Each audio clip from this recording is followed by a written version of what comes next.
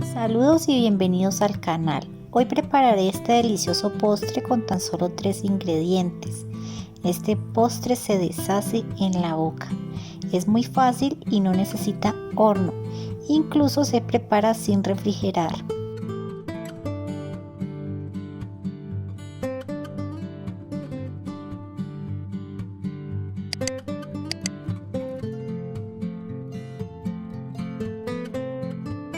Y los ingredientes son 600 mililitros de leche, 380 gramos de crema de avellanas o Nutella, 10 gramos de agar-agar. Empezamos llevando a una olla la leche líquida, añadir el agar-agar, mezclamos muy bien para disolver el polvo de agar-agar en la leche líquida. Ahora añadir la crema de avellanas o Nutella.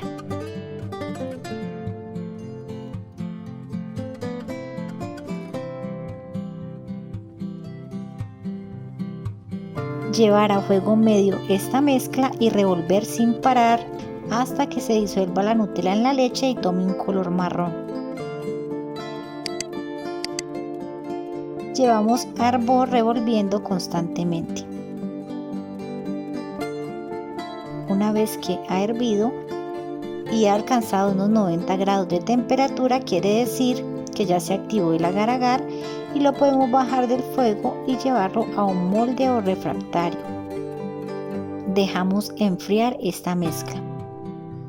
Cuando la mezcla esté a temperatura ambiente, si quieres la puedes meter en la nevera.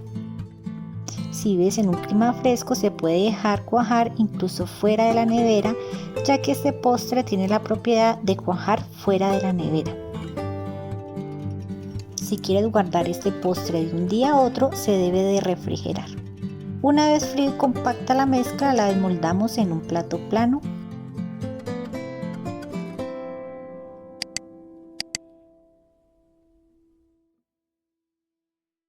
Y listo, ya tenemos este delicioso postre. Voy a partir un trozo y a degustar este delicado postre. El color es bellísimo, color de cacao oscuro por la Nutella. La textura es tan suave y el sabor y el olor a cacao es muy intenso debido a la Nutella que tiene. La textura es suave. Este postre en realidad se deshace en la boca. Se siente el olor incluso de la Nutella y el sabor, por supuesto, del cacao. Por lo que este postre no necesita ningún saborizante ni colorante artificial.